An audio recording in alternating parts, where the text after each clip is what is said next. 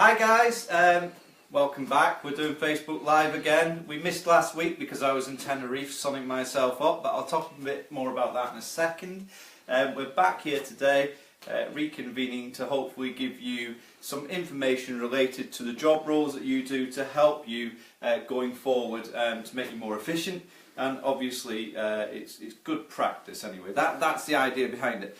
As always, it can be interactive, so if you have any questions, please feel free to fire them away. I will do my best to answer them either during the session, or if you leave a comment underneath on our Facebook page, which you're viewing this from now, I'll be happy to come back with an answer later on. Now, before I went on holiday, we did one on social media. I just want to sort of like emphasise how great that session actually was. I mean, I've had a lot of feedback from it, from people saying that they've started to look at their analytics on Facebook, or even start to set up Facebook and social media pages such as Twitter, etc. like that. You can view that video if you've not seen it already. Just look at the Facebook page for e-learning for you. That's FORYOU. If you view that page, you can see all the videos we've done. Or you can go over to our website. It's www.elearningforyou, again FORYOU.co.uk. There is a button at the top. It's a YouTube link button. Click on that, you'll see that plus numerous other videos there. Chelsea, who was a subject matter expert on the social media one, obviously is nationally renowned. Gives fantastic tips, so get over to it, view it, see if it can help you with your social media and enhance that. I know several companies I've worked with who have found that Facebook is a great advertisement route to find staff, and we've talked about that over the recent weeks. Now today we're going to talk very much on competencies, and this is something very close to me, given my position as Director of Training Services, Finished Training and E-Learning for You, because not only do we go into classrooms and teach people and upskill them, but more so what we want to see is people developing skills over the course of the year or the 2 years or the 3 years of their working programme. But before I get to that, I just want to do a couple of plugs, if I may. One is, whilst I was on holiday, being the boring sort of person that I am, sat around a swimming pool, I like to read some good books, and for those of you that are looking at roles in management or our managements, I'm going to plug this book because it's one that I actually read. Now, I read a lot of theories in management, and obviously I teach a lot of theories in management, but the reality of the situation is they're normally very long-winded, and they can be books in their own right. This one here breaks down all the top theories into two-page scenarios and really does make you think. So it's the little book of big management theories. It doesn't matter whether you're in care or any other industry related. It's a good book. So please, I'm not here to sell this for the author, even though I'm sure he's pretty happy I'm doing this, but it's a good book. So I've always been a big believer that you have to keep reading, you have to keep learning, even in management, and sometimes these books can inspire you. So that's plug number one. Feel free to go over, buy it. I think on this one it's priced £12.99. It actually doesn't belong to me. The person holding the camera, Becky, who is one of her relationship managers, I found out that I had literally stolen her book when I was away because I posted it on Facebook, to which she responded, "That's mine." But the reality is she can have it back after this session. I've done with it, even though I would keep referring back to it if I had my own copy, which I might go out and buy. The second one is, today I've had an article published on the modern day manager. It's a big theme that I do. I'm a big believer on what the modern day manager should look like. That's published in the Care Management Matters magazine, but you can see an early version online. The hard copy doesn't come out till next week, but if you go over to www.caremanagementmatters.co.uk and you scroll down the page, you'll see under the features there is a title called The Modern Day Manager. So go over, have a look, see what you think, leave feedback, leave comments. It's only a short piece, so it's not going to take you too long to read, but it might just give you some hints and tips going forward in relation to that. Now, back to the day job. I've had a week back. I had a week off and then a week back, well rested, ready and raring to go, and certainly this week has been one of those weeks where it's been nice to come back and really start to file through the things that we need to achieve for the next couple of months and really start to get things in order. And that's great for management because you're sort of like looking at the future. of the business, which is something that I always strive for, looking at that future. Part of that future is down to competencies. Now, if you're in health and social care, and we are going to just concentrate on this area for a moment, you will know that you end up doing a plethora of courses almost every year, whether it be from dignity and care to equality and diversity to COSH, controlled substances hazardous to health, to your moving and handling or moving and handling position of people, whether it be safeguarding, whether it be lone worker, working at heights. You know the score, you know all these different training courses that you do. And in doing them, you may pass an assessment stage of it. There's roughly a theoretical or a practical element of it. And you get your certificate, and you walk away, and your business overall can then look at it and say, well, we're compliant. So 90% of our staff have received training in this and are upskilled, or 100% of our staff have received training in this. And you get to get that sense of purpose within an organisation that we've done our bit.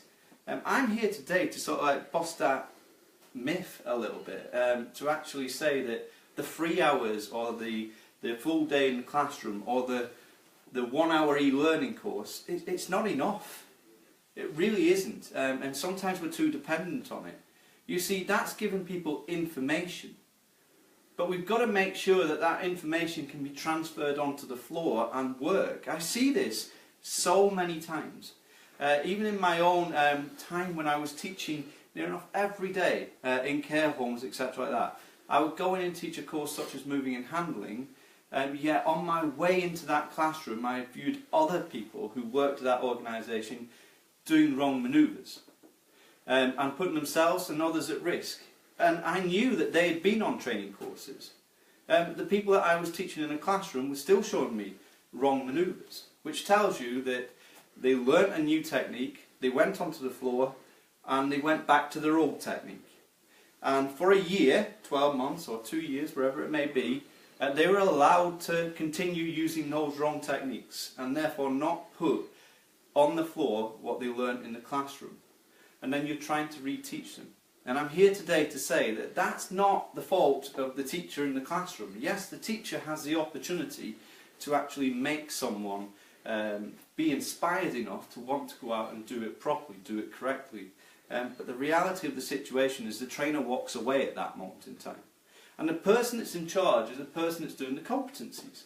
The person that's actually going to go on the floor and know what is right and know what is wrong and actually make sure it's done right. And the only way we can really do that is through competency assessments. And I'm not talking about one subject such as moving and handling. I'm talking about every subject that we teach. And we have a responsibility as employees to actually make sure that what we're paying for is what we're getting. And that doesn't always happen. Now, competencies generally don't get done because people don't feel there's a need to do them within care. Some people do them and they do them very well. But for those that don't, they actually just believe, because the person's got the certificate, as I said before, that actually we've done our bit. We haven't. Our job is to safeguard the people that work for us and the people that we look after in care. That's the purpose of it. So we have to make sure that someone knows what they're doing and they're doing it correctly. And we have to address it if they're not. Now, I always look at that as a 5-stage process. You know me, I like my processes. And the first process is self-assessment, reflection. So if I've been on a training course, or I've even done an e-learning course, what did I get from that?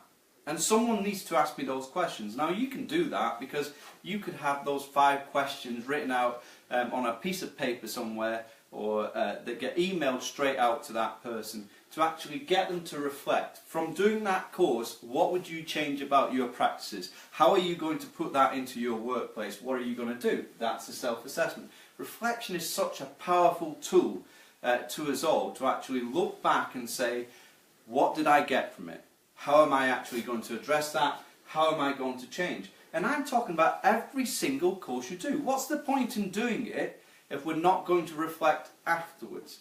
And we can do that as organisations. We can make people reflect. So if I went and done a course, even on e-learning, such as dignity in care or safeguarding, what did that course do for me, and how am I going to take the information from that course and make sure that it changes the way I work or changes the way that other people work? In other words, has it given me the confidence and the competence, and then who's going to assess that? Every single training course that somebody does, there should be a workplace review. Everybody should have a competency assessment done on them. I'm going to take you through a process of holistic assessment very shortly. In other words, how do we tie it all up? But the realisation is someone needs to be observed doing it properly, and then it needs to be evidenced. We need to write that down so it can go in their file. If we do that, then it doesn't give the person the opportunity to turn around and say, I didn't know that's the way I was supposed to do it, because you've observed them doing it. And you told them at that point that that's the correct way. So why would they change the way they do it? It also makes people very conscious that someone is watching them all the time. And that's a good thing, because that keeps people in line. And when we're talking about subjects such as safeguarding, or moving and handling, or any other course that you can think of, even down to your clinical subjects, it's good to know that someone is watching. Someone's going to correct you if you don't do it correctly, and that's for your own self-worth. Now, in that review, I mentioned about a holistic assessment. That assessment can be done over an hour. I really did want to focus on care homes, nursing homes, even hospitals to this point today, because in 1 hour's worth of work, you can generally see someone put all the skills from all the training they've learnt into that 1 hour.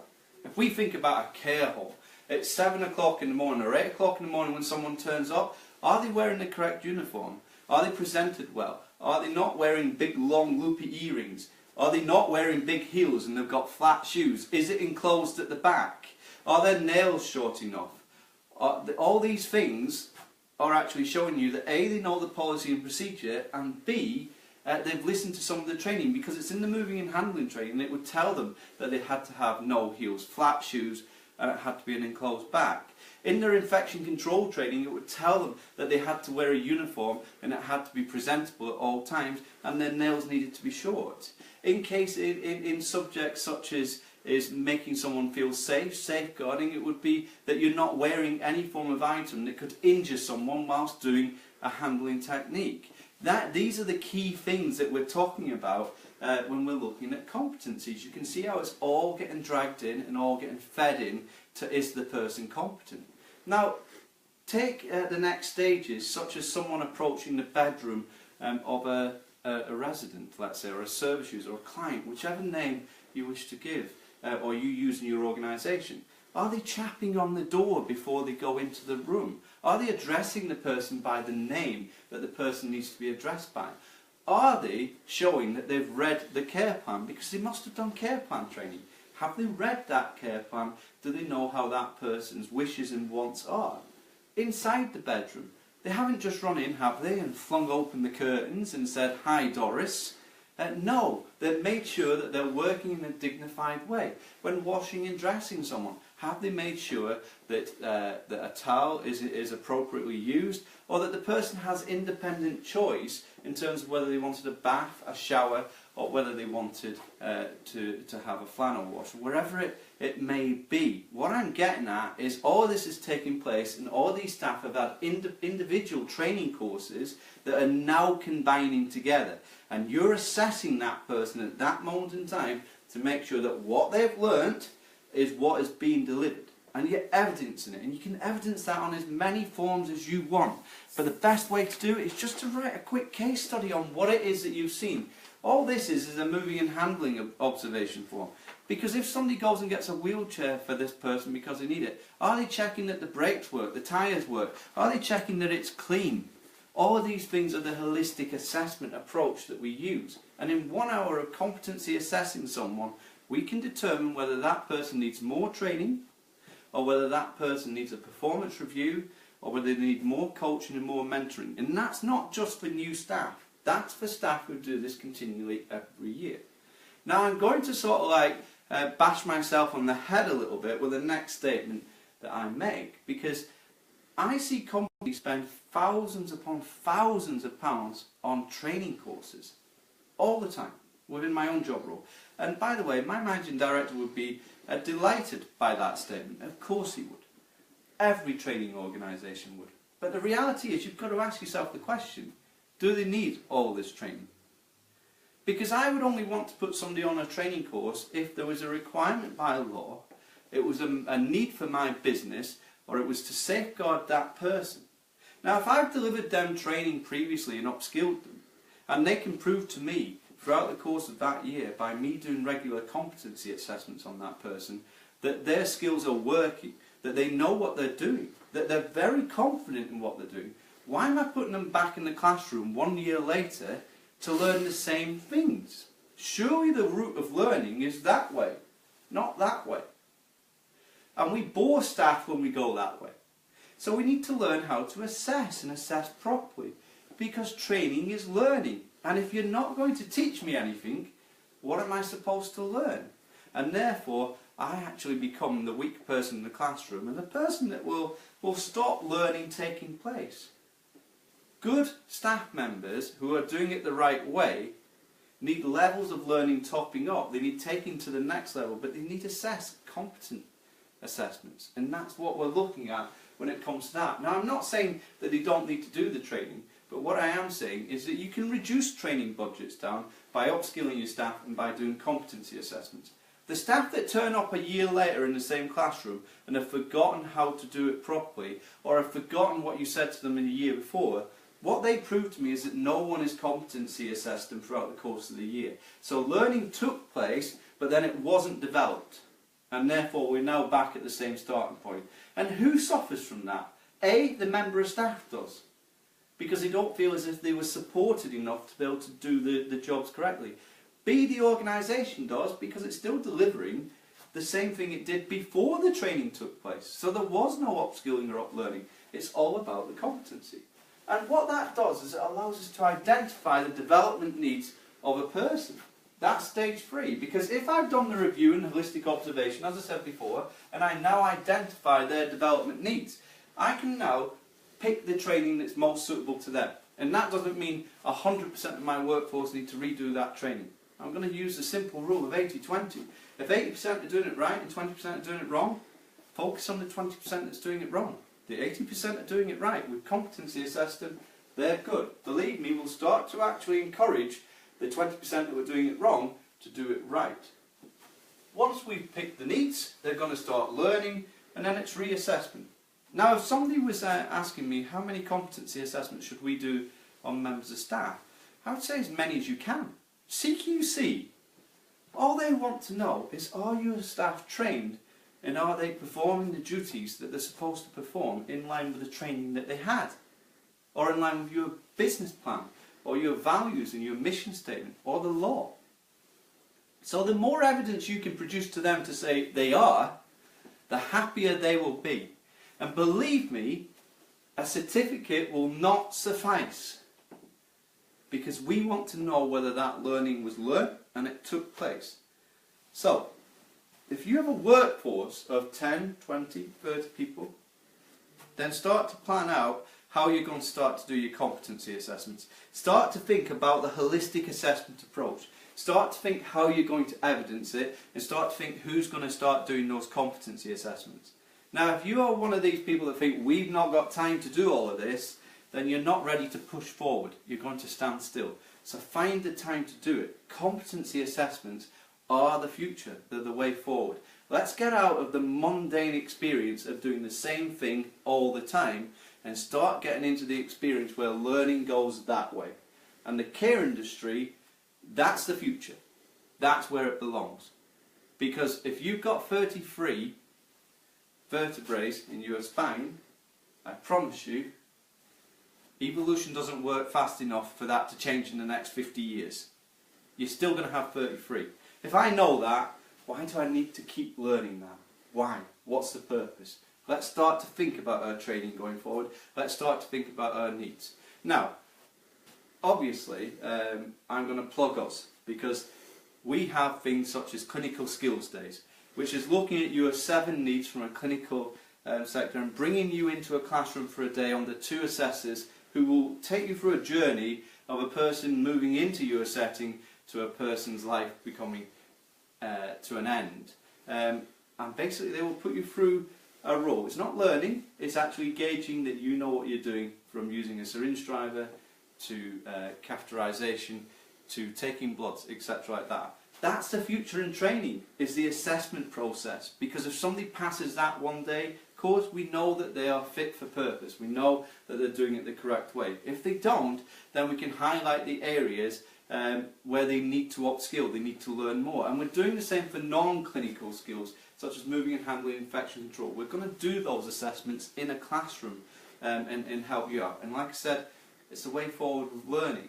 So pop over to the website, www.elearningforyou.co.uk. You'll see more information on competency courses that you can actually read up on and see whether it's something that would suit your organisation if you're watching this. The second point to that is we're currently developing, and this is sort of like hot off the press, competency assessments that can go alongside the e-learning courses. So you'll see them coming to you around about May or June if you are using e-learning for You's online training services. And they will help you in what I'm talking about to do that competency assessment.